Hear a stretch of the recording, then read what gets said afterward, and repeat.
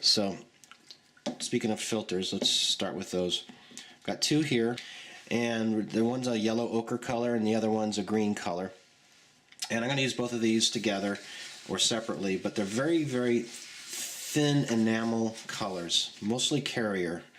Maybe 30% color to 70% carrier. Who makes these ones? These are done by MIG Productions. This is part of their Sin Industries line. You can make your own filters as well. We'll be doing a little bit of that later. What colors do you have there specifically? These are green for light green, okay, and ochre for gray sand. Again, whatever it says on the bottle is really secondary to the color that's inside the bottle. Right. So pay more attention to the color. Right now, I want to use a green because I want to enhance some of these green panels on here. I want this to be a little richer in color. So what I've got is, I'll pour a little bit of this into this tray so you can see really how thin these are. See, there's not a lot of color there. Right. So they don't need any dilution, right? Well, they don't, but I will, because I like a little bit of control. And this is just white spirits from AK Interactive. Okay. And we could talk about white spirits as well too, and turpentines, but we'll get that in a little bit later. Let's go ahead and just do this before we get sidetracked. So I'm putting some clean spirit in this carrier right here, just so I have it. And let's start back here. And I'm just going to want to pre-moisten this. So I got it pre-moistened with spirits because it kind of helps get rid of those tide marks. And you can see what I'm doing here? I'm just making some interesting streaks down here. I'm not going to even cover this entire panel. So I don't know if you can see the color variations I'm starting to get. Where I've put some filter here and it's darker, not put filter here, filter, not, or filter again back over here. So there's some vertical streaking of color. I don't know if the camera's picking. Absolutely, I can see it. Yeah, it's very subtle, but I can see it. Very subtle. Everything we're doing is very subtle. We're just building layers. So again, this is white spirit because I want this to run a little bit. I want it to kind of collect in certain areas around some of the details because I'm kind of looking on some of the shading here now. But again, I'm doing the same thing, certain elements. Not the whole thing, just certain elements. A little bit of green. Again, this is for, I want the eye just to kind of pick up. Oh, there's a little tonal difference. So I've added some green right there. Right. A little different than this side over here. So we're just adding interest. And we're going to continue to do this around the vehicle. I'm going to go ahead and pop open my bottle of the ochre color as well because I'd like to work. These are enamels, right? Yeah, these are enamels. Right. As we can smell now, we've got. And what is enamel for those people who don't know what an enamel is? Well, it's a good question. It's paints come in like varieties based on what their carrier is inside it. In the case of enamels, it's got a white spirit type of a carrier, so a paint thinner based paint. Right. That's the carrier. What we were using before now was acrylics, which is a water-based carrier. So that's kind of the difference between these two. From this point forward, we're going to be using a lot of enamels and a lot of oil paints. And the thing that they have in common is that they are all thinned with the white spirits. Right. They're a thinner-based paint. They're a chemical-based paint.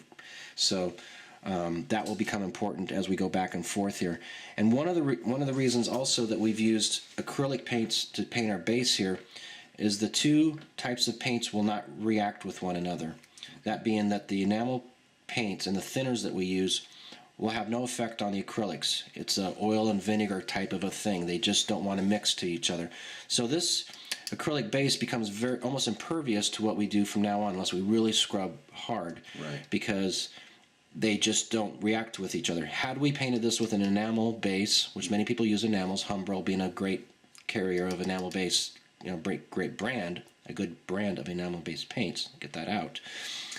We would have to, at this point, make sure that we had protected that enamel base with another layer of clear coat or something. We have to separate what we're doing now from what we did before. Otherwise, what would happen? Would it eat the paint? We would eat the paint. We'd basically start stripping the paint back because we're using thinners. So the paint thinner would do what paint thinner is supposed to do. It would strip the paint. Right. So we don't have that fear right now because we've changed mediums. Right.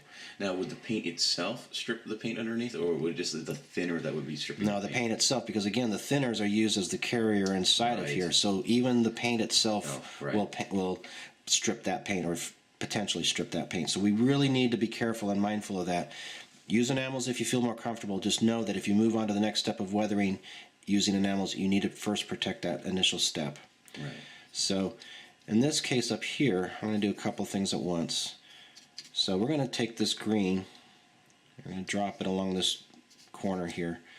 That'd be like an area where I'm just going to put around the edge here because I just want a little bit of shadow going on here. And I'll do the same thing along this front edge. Just kind of reaching around. Keep in mind I've already taken some of this clean thinner and brushed that area, so my paints are kind of slippery. They're kind of moving around here, and that's okay because that's just a blending thing. Around these edges here, where I think it's going to be like the crew's moved around, it's a little more dirty, I'll go ahead and use that ochre color. And it'll just kind of brown up this surface a little bit. You can see that happening. I'll do the same thing over here. Very subtle. I don't even need to worry about doing the entire vehicle if I don't want to. I'll just on the top, and this is this fresh thinner. And let's go ahead and take a little bit of the green paint. I'm just going to accentuate the green color in certain areas. And because there's thinner there, it's naturally just kind of letting it wash across. Right. Let's say on the front up here, let's just make it more visually interesting. We'll take the ochre color and do that up here. Now these will dry more subtle than it looks like right now. The color really kind of drops back, but the idea will stay there, so we'll get that. And we can even be clever and take a little green along the bottom here. I really like the idea of using the enamel because actually a lot of the miniature painter guys, they use acrylics. Now that you know that the enamel is not going to interfere or interact with the acrylic underneath, you can actually very easily use these types of filters to very quickly give your miniatures, if you're doing miniatures, this kind of effect. Right. Actually, the enamels, a lot of companies do this, or you can make your own out of oil paints. Make a fantastic wash if that's part of your techniques to get into the shadows and around creases and things like that for your miniature paints. I'll move this aside real quick. We've got this hood here. I'm going to do a little bit of green along the edges here. And I'll take this color, just wipe it down the middle. I'm just going to let that sit. And again, my thinner is assuring me that I'm not going to get tide marks, and it's also helping to distribute the paint. And this is a process that can be repeated over and over again depending on how much you want to go for it. You can see over here as it's starting to dry, we're starting to get some of this effect to show up here now. You know, it's very subtle, feathered and smooth, but that green that I laid in around those corners definitely has made this a lot more green than it used to be. It's a lot stronger, more vivid green. And that's good. That's what we're looking for. Right. Yeah, I really like the idea that you douse the area first with the white spirit. I think it really helps to give a very soft gradient effect without creating any streakiness or tide marks. Right. And I think that's one of the problems that a lot of people who just use acrylics, like miniature painters, have, is that how do they get that kind of filter effect without, creating that streakiness? And I know that usually, traditionally, they would, use a lot of water. But even still, sometimes there's problems, especially where the water would pool. But I find that this is a little bit more effective using the white spirit. A real nice trick, I'm sure many of your figure painters know this as well, but if you do these washes with acrylics, part of the reason that you get tide marks and water marks is because of obviously the pooling of the paint. But the reason the paint pools is because of the surface tension. Right. So if you were to put a small drop of liquid soap into your water or your paint mix, that helps break your surface tension, so the water will flow smoothly across your surfaces. Right. And it will stop. So I'm sure some of your painters talked about. Yeah, absolutely. But I like this idea of using enamels. I think it's great that people can kind of open their eyes to new types of products and stuff like that. And this is certainly something interesting to try out. Yeah, absolutely. Okay, so I think I'm going to probably call this stage about finished. That's really all I'm looking to do here. It's incredibly subtle, but I think as it dries, you'll start seeing. I think what you're seeing here is this is a very good place where it's starting to show up. We've got a nice surface that you can see the effects. If you remember, we've put various colors along here And now we're starting to get these pops of light, pop and pop on these corners here. You know, a little chip line we put here looks all nice and scale and is buried down inside. I think you can kind of see how these various layers, this slowly starting to build up our effects. But this gradient of color, these, what was the word you used? Nuance? Nuance. The nuances of colors across here, that's exactly what we're looking for. It's starting to show up here too. We've got a little bit of grades for a more saturated look over the corners here. That's exactly the effect that we're trying to go for here. The eye is just picking this up. It's interesting to look at. You're not quite sure why it's interesting, but this is exactly where we're going with this. Okay. And so what we want to do now, I've kind of alluded to it, there's really no definition on this thing. There's no shadows, there's no real, nothing to make it pop. We need some contrast here. And so we're going to start that process with our oil paints. I've got a couple of colors here, but primarily right off the bat, we're going to start adding our shadows with an appropriately named color called Shadow Brown. Now this brand of paint is from Meg Productions, their 502 Abtulung series. A very nice quality paint. Once again, we're going to talk about quality here, and if you're starting to use oil paints, once again, please, please, please buy the best quality you possibly can. They last forever, but the difference between the grains in these paints and the amount of linseed oils and things in there that make a difference, to differentiate between a high quality and a low quality paint will really make your life better. So please, Winsor Newton is a great brand. If you're just going to, like, say, to a art store to buy some colors, you don't have to worry about what, again, don't worry about what the outside of the bottle says or the tube. Get a color that you want to use. In this case, it's a very dark brown color, and that's what you would look for, and just get the very best you can. Start out with a couple, 3, 4 colors, and they mix together perfectly, and pretty soon you'll get really adept at using these. The nice thing about these particular paints is that the company's gone ahead and given them snazzy names that kind of go with the models. So what you see me doing here is, I've done it on a couple other colors so you can see the effect, and I started with the shadow brown color, is oil paints have a carrier of linseed oil. That's what makes it gooey and makes it into an oil paint, amongst other things. But that carrier, the linseed oil, is not really what we want on our model for 2 reasons. One, it takes forever to dry because the linseed oil is an oil and it just takes forever to dry. And 2, the linseed oil in itself is it can leave a satin or even a glossy finish to the paint, and we don't want that at all. So we want a matte finish. We want it to be as much pure color without all these extra side effects. So what we do is we put it on a piece of cardboard, just a couple of drops, and after about a half an hour, which is what these have been here, the linseed oil leaches out of the paint blobs. You see this has got a little bit of reflection on it right here. That means there's still quite a bit of oil in this particular blob of paint. This one here I just did, obviously, is very shiny. So before you start painting, maybe an hour beforehand, just put your colors onto a palette like this and let them sit for a few minutes before you start working with them. The paints will remain workable. Oil paints take a long time to dry, like days. So these colors, even on this cardboard, will remain workable to you for 3-4 days. So you don't even have to worry about them. But what we're going to do now is use these oil paints to start giving us some definition.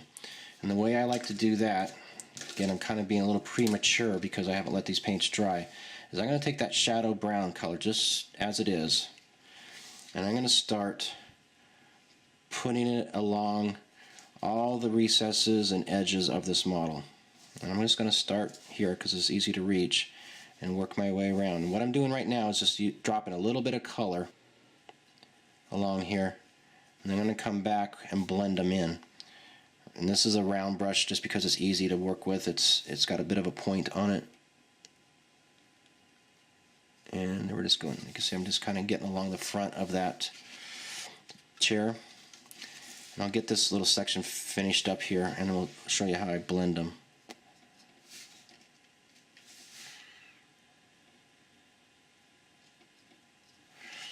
And I can see that there's a little bit of a panel line right through here. And I'm just going to go ahead and it'll probably take care of itself, but I'll just make sure I get some paint in that area as well.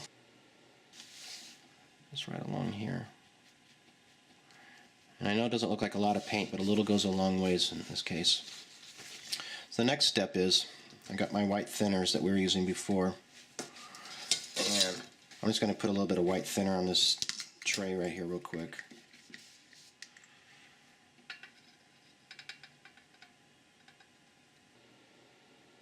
So with my my brush is dry right now. I just want to go ahead and tap it in here, but again, I'm just going to do it on this for the time being, just so you can see. I'm going to basically get all of the thinner off. I just want this to be just barely damp, just so I can work it. So again, the flat brush works good because I can work in a horizontal way, and I'm just going to start working this into those corners, just like this, just blending it in. And come back here, and then right here where I went across those panels. Now, places where it's a little bit messy like that, I'm not terribly worried about right now. We can come back and clean it up. And also, same way with those filters, oil paints when they dry a lot, you know, it's not as visible as it appears right now. It's not as dark. But what we're seeing here is the start of shadows. Right. We're giving definition now to these corners in here. Spin this around, we'll do it over here as well. I'm just going to try to reach in here and start this coming up this way. Like that. Again, I'm just kind of going off to the side of the frame here and cleaning my brush. I don't want a lot of excess paint on it. And I'm just basically working this in using the side of my brush for the time being. This is good enough. I'll move up here and do the same thing. You notice this side's probably a little heavier than the other side, and that's okay. We'll come back and adjust. Actually quite a bit heavier. But as long as I have excess paint on my brush, I can go ahead and transfer it over here into this corner, just using that excess paint that's on my brush already. And like about right around here. So you kind of get the idea. We're literally going to almost paint every section, every panel line, reinforcing all these corners, all these crevices. We're not so much painting, at this stage we're not painting the surface, we're painting the edges. So I'm going to kind of do this, and this will start giving a nice shadow along that edge that we've been working on as well. So this will give one more distinction between our hood and the gas tank when we get those two parts mated together. So you can see it's starting to get a little bit of definition in here. It looks like a little bit of wear, a little bit of dirt, and that's a good thing. You know, we can add more dirt effects later, but we really want the definition. We're primarily concerned about the definition right now.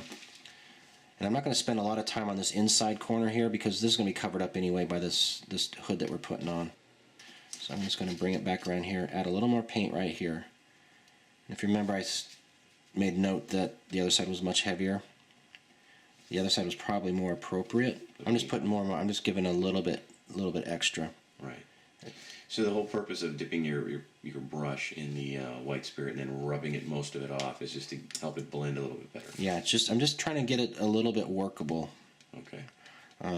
You're not trying. I thought when I saw you do that, I thought what you were going to do is just shower the area with white spirit and then it would just follow into every crack and crevice. That would be a wash, and we're going to do washes later on.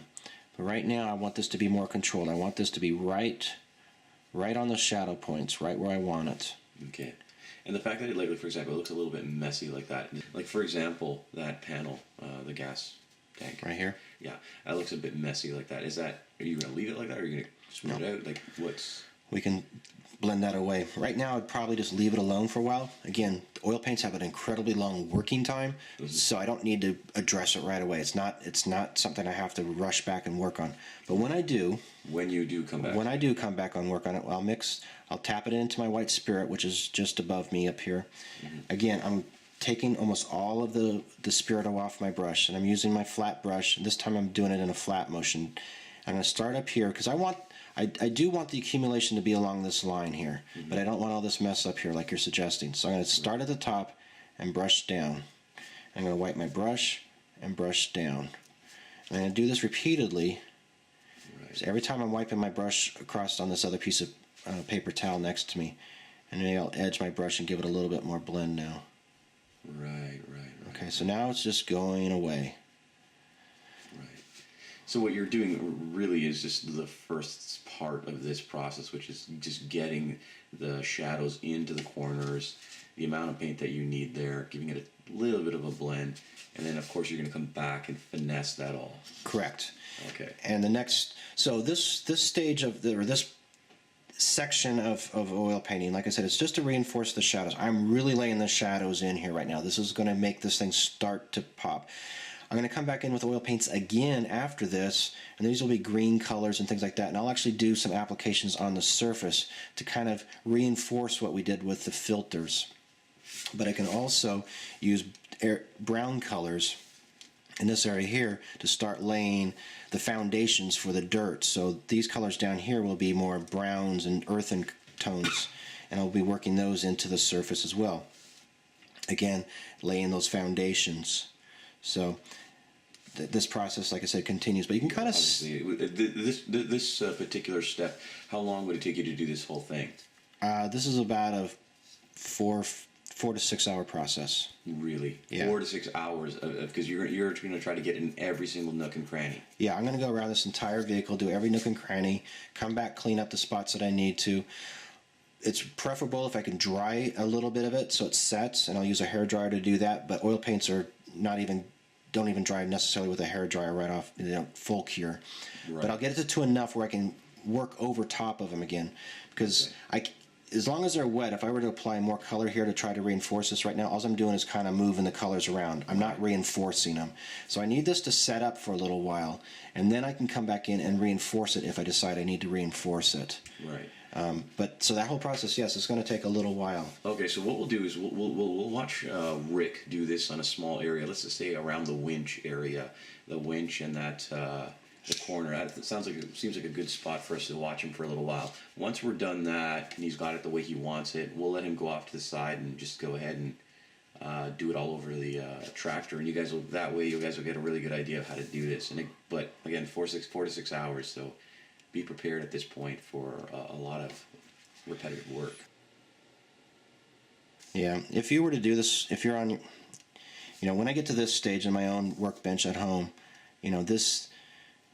this part of it, I could easily say, well, I'm going to devote a week's worth of evenings to doing this on my model. Really? And like I said, the oil paints have a long working time, so that part of it's not an issue. Right. And this kind of goes along, and it's kind of therapeutic. Even without the linseed oil, right? Yeah.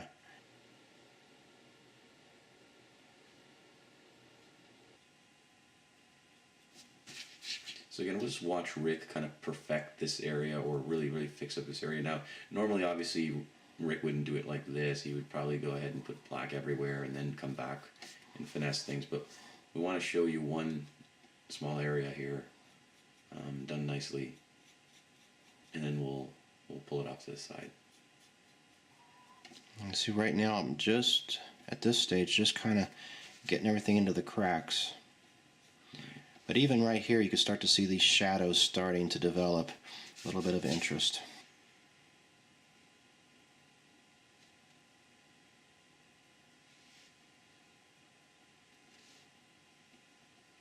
So you do even reapply it in some areas if you find it's not enough. Right. Right. This is not a one-shot deal by any stretch. And how do you work? Do you work pretty much like this, section by section? You say, oh, this evening I'm just going to do this left side here, and then tomorrow I'll do the other side. That's an interesting question. Traditionally, I have worked my way around the model and then just keep working around and around and around, not by section by section. But I've been speaking to some peers, some modelers that I really admire, and they suggested that their work method is more section by section, and that perhaps I should try it just to see what the results would be. It's not been part of my routine, but I think I'm going to start, maybe not on this particular tutorial, but I think it's a good idea, even if I decide that's not the way I want to proceed in the future, to try new ideas. I think that it gives you a fresh way of coming towards a project. It's like, okay, this project I am going to do step by step, around, a 1 inch by 1 inch by 1 inch section to completion. And when I say to completion, not only would we do the shadowing, but then we would come back and add the earthen tones, the rust streaks, the weathering, and this particular section would be completely done before we even touch something only 3 inches away. And there are modelers who prefer to work in that manner. That's been not been my method, but again, I'm always trying to learn, and I'm up for suggestions. So I think it's something that I will explore as I continue to work on models. Right.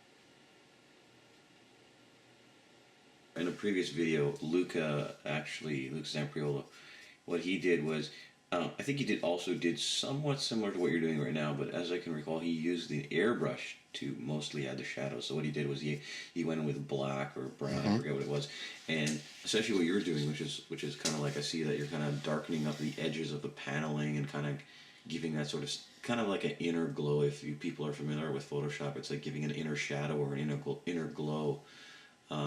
He used an airbrush to do that. Do you not like the airbrush method, or do you prefer this more kind of organic oil method? There are two different techniques, and they can coexist. The technique you're describing that Luca did is called pre-shading. Yeah. And basically that whole idea is, for instance, this little panel line that goes between these two places here, you can see that little ridge. Yeah. He would come in, put a fine bit of dark in there, and then come with his greens over the top of it, so it gives that shadow already. Right. It's a very, very common practice used by airplane modelers.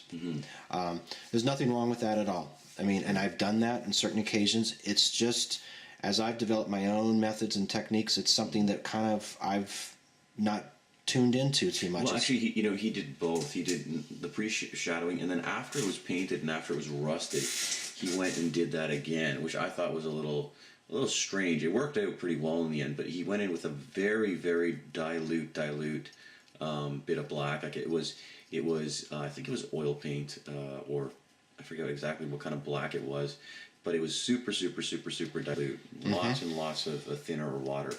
And he just kind of held the brush there in a very fine area and just like slowly gave it a little bit of shadowing. So you did the pre-shadowing, then it was like a post-shadowing once all the weathering was done. Right. Do you do that kind of effect or no?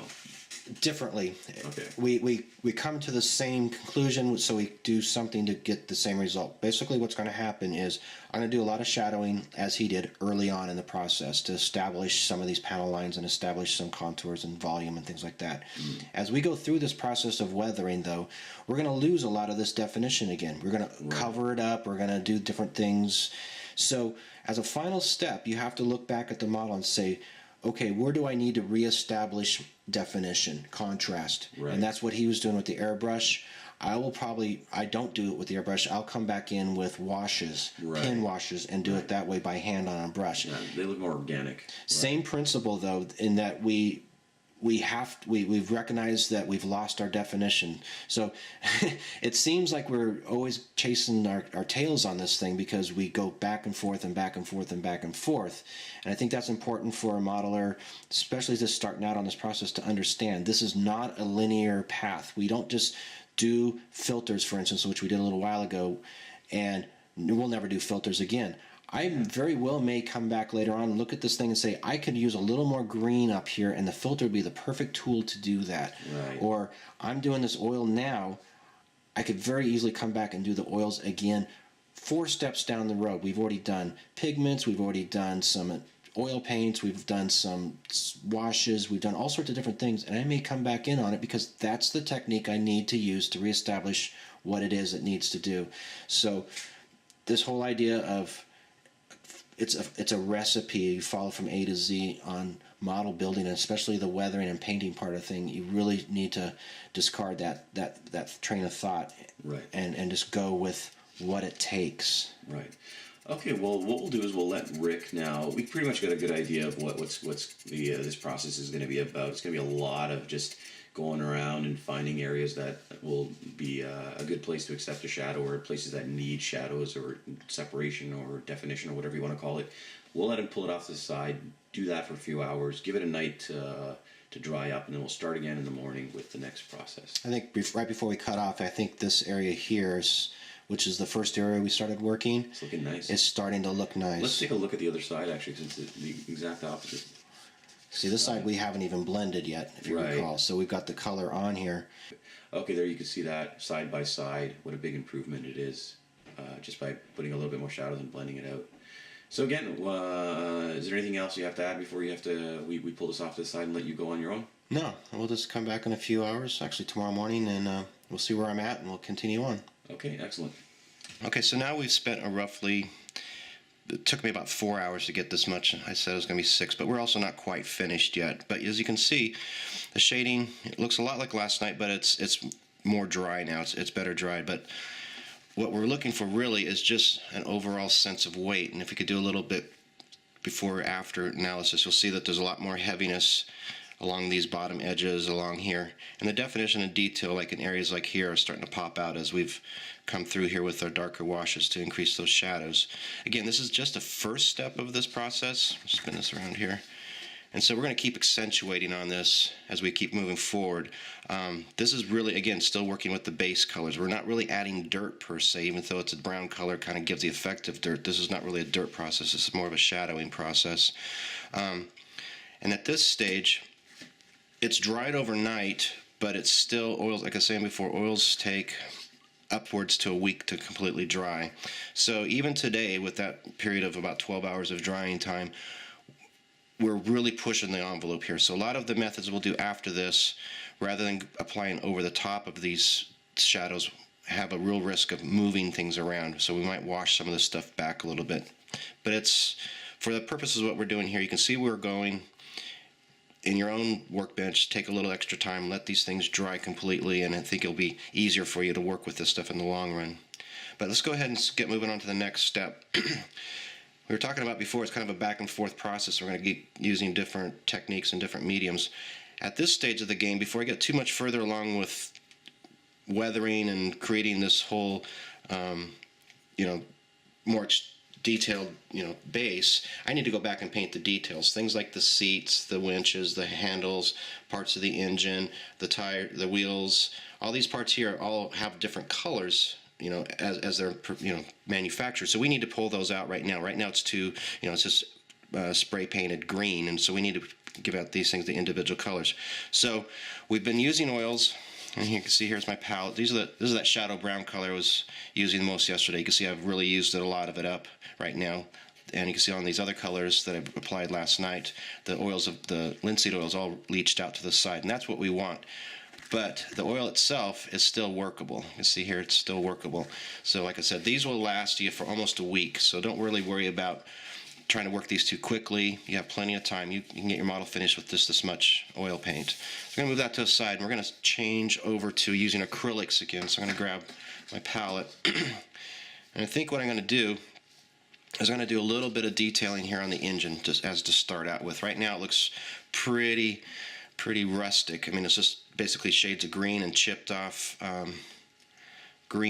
black color. So we're going to add some of the rust tones to this. What I've got is my Vallejo colors. That's a mahogany brown, which is kind of a nice rusty color. Got a little bit, I think this is a red leather, which is kind of another rusty color. Put that right there. And I'll end up mixing these all together anyway, so it's not that important what color or even how much I'm using, because I'm just going to kind of do this by kind of a feel almost as much as anything. So I'm going to get some water here. See, since there was some paint on my brush. So then I'm going to go ahead and start and just thin this down a little bit.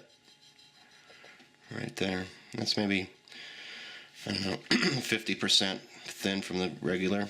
And I'm just going to find places to start. So I know that these pipes up in here, so these return pipes here, these exhaust pipes, will get rusty with heat and corrosion. So we're going to go ahead and lay some paint on this. Now, one of the things you're going to notice here is that this first coating of paint, as I go to the acrylics, is not covering all that well. And you can see, like right in here, it's kind of beating up. And the reason for that is because this has been painted with oils beforehand. I gave this an oil wash too, a black oil wash. So now we've got basically a topical coat of oils and thinners over this, and the acrylic paints don't want to adhere to that very well. That's, again, this kind of oil and vinegar idea where it just, there's two mediums they don't want to mix. And you can see it's starting to dry, and it's actually getting a pretty realistic appearance now. Again, I've used really thin coats because one of the things I wanted to allowed us to maintain was all that chipping that we did. You can see the different chip marks between the black and the green here. Well, now that I'm laying color over the top, some of those chips will take on the color of the rest colors, but also the green will still stay through and the black will show through. So now I'm getting this real nice, natural looking, rusty, corroded type finish here. And I'm just going to keep working on promoting that. And what I'm doing on my palette over here, if you can see it slightly, is I'm just kind of going back and forth between colors here. And I might even add a little bit different colors.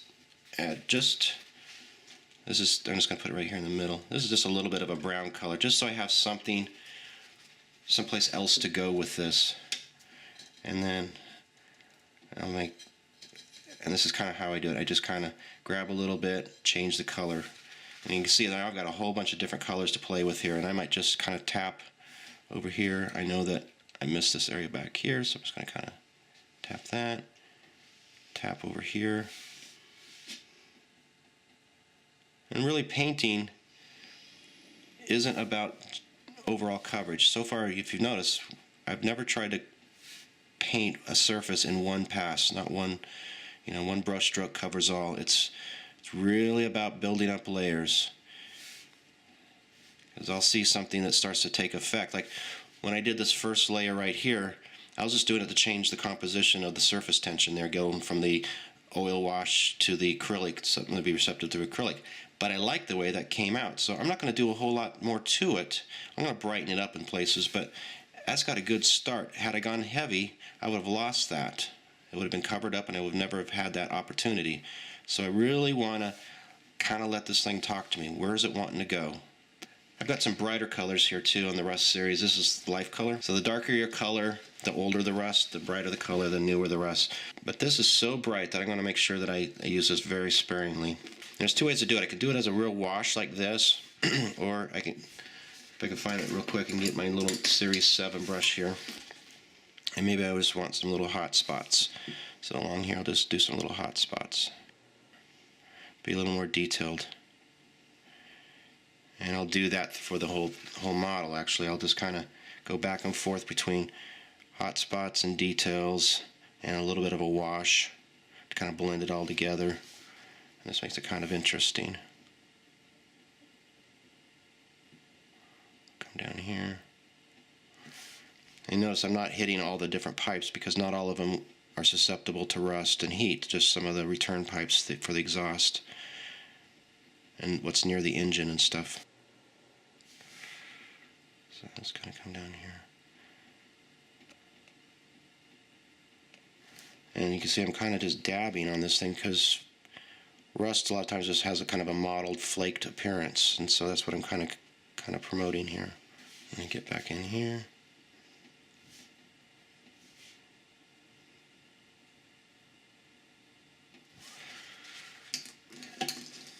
So I'm going to move back over to a little bit larger brush and a little bit darker color. It's a little bit bright for my taste right here, so I'm going to use a little darker color and just kind of wash over the top of it, and it'll just unify it back. I'll grab this here. And we would just spend, you can spend as much time as you want detailing the engine out here. We'll just slide this around, and there's a water line through here, so I don't think there would be much rust and corrosion from heat, but there might be some discoloration from other reasons. So let's just say, let's take this little bit of a brown color that I had over here, and we'll just kind of pick this out. And again, this time I'm just kind of laying this wash in here, and all that's going to happen is that particular hose is going to look a little different than the surroundings, a little more oxidized perhaps.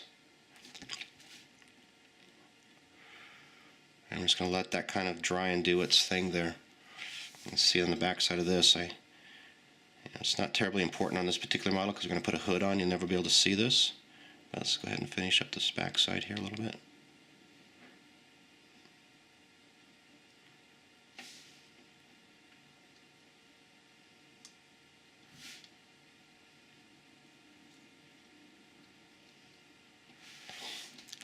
And I'm going to a little more on this because it's not really changing it all that much, so I'm just going to make it a little heavier. Something like that. And then we could, let's just say that we want a little bit of an overall rusty cast down here. We've got some oil drips and stuff that kind of accumulated and made a little bit of rust along this thing here. So we'll just kind of give it this, remember how we did the acrylic washes before? We're just basically kind of doing acrylic washes, just kind of changing the patina a little bit. And this is a fuel cap, so let's put a little bit of staining on this fuel cap right here. Or whatever this cap is. Some sort of oil reserve probably.